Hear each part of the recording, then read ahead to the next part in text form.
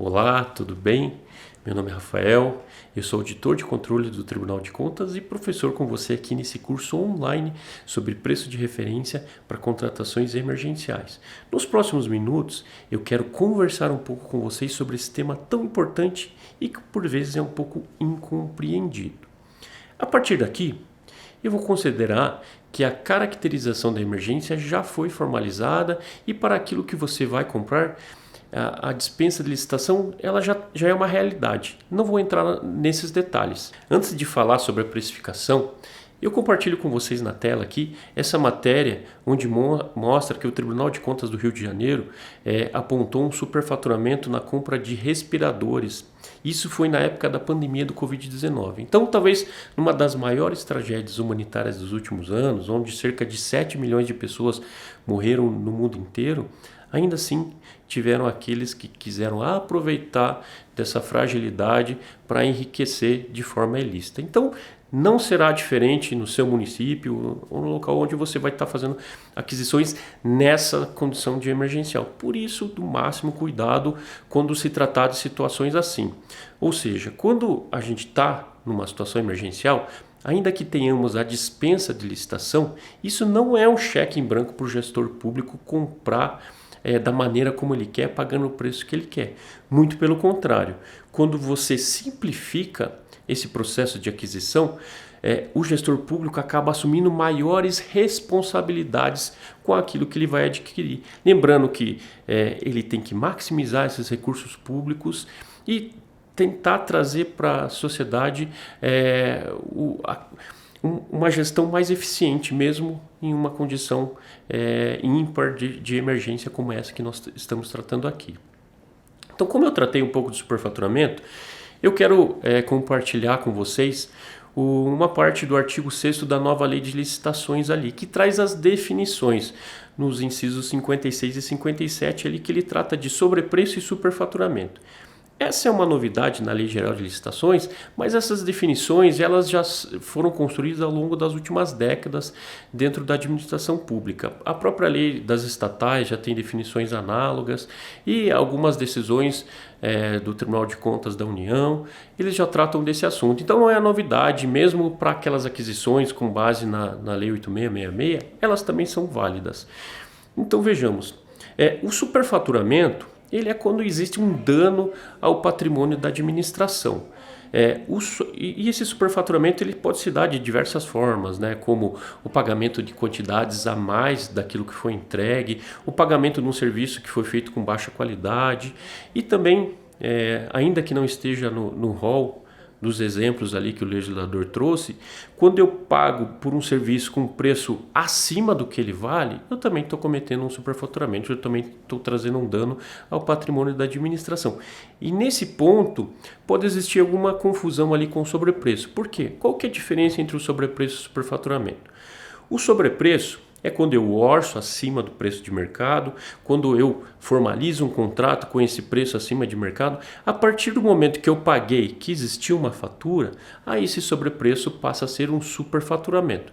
Então o preço acima do preço de mercado, a depender do momento que eu estou avaliando, ele pode ser classificado como um sobrepreço, se essa avaliação for antes do pagamento, ou como um superfaturamento, se essa avaliação for após o pagamento desse serviço ou insumo ali.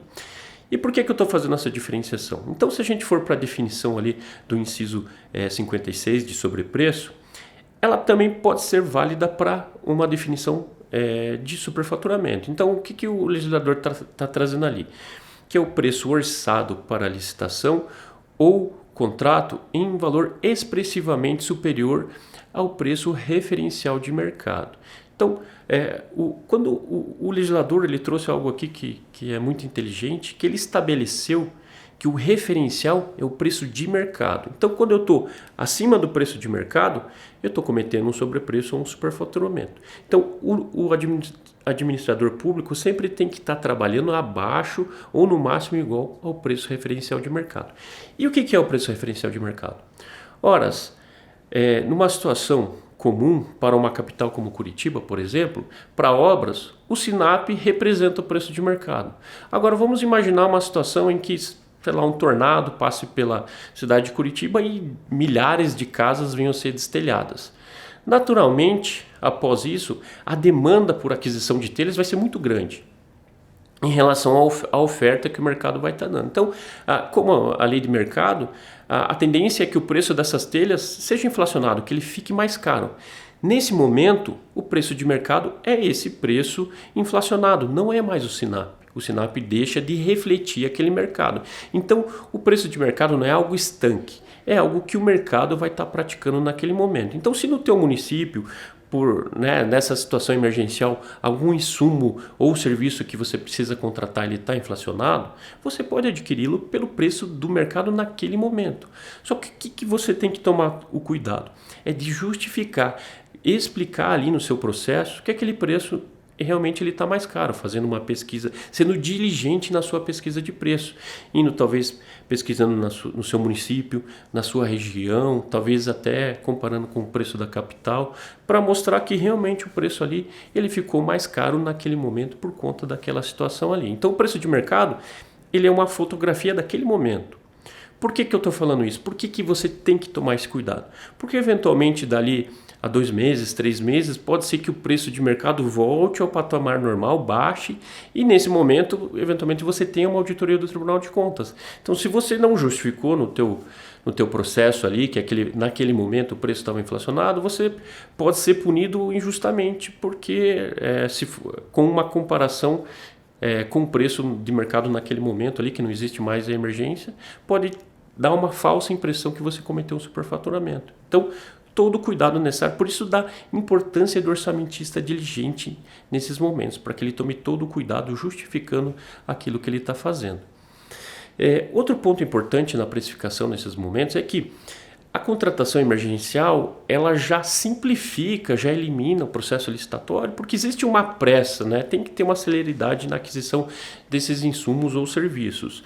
Mas imaginemos que a cobertura de um posto de saúde foi toda destruída num vendaval e você precisa contratar a reforma dessa cobertura de maneira emergencial, ali, uma contratação direta.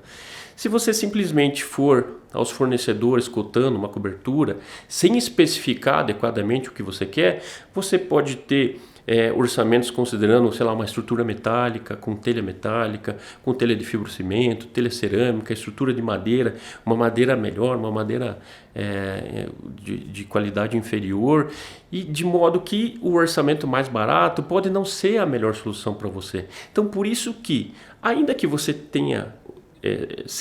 deva ser acelerada a sua contratação, e ainda que você possa simplificar o seu termo de referência ou o seu projeto básico, a depender do que você vai adquirir, você tem que fazer esses documentos e você tem que ter uma especificação mínima para que a sua contratação realmente seja a melhor naquele momento ali, que vai atender melhor a comunidade, a cidade onde você está ali. Então, muito importante, especifique o mínimo necessário aquilo que você vai contratar.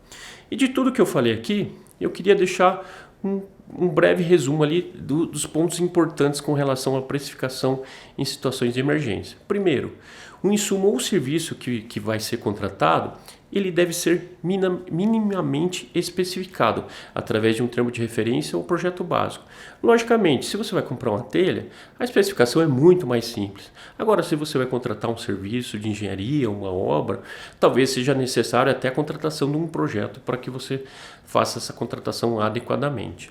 O orçamentista ele deve ser diligente, comprovando essa diligência no processo. É como a mulher de César, né? Não basta ser honesta, tem que parecer honesta. Então tem que estar no processo ali tudo aquilo que o trabalho que ele teve para determinar aquele preço da aquisição, demonstrando que o preço pago foi o preço de mercado mesmo para aquele momento. E para finalizar, em hipótese alguma será admitido pelo Tribunal de Contas do Estado do Paraná contratações superfaturadas em qualquer momento, em especial em situações de emergência. Com isso, eu finalizo essa aula. Agradeço demais você ter assistido até aqui e espero encontrá-lo em uma outra aula. Até breve.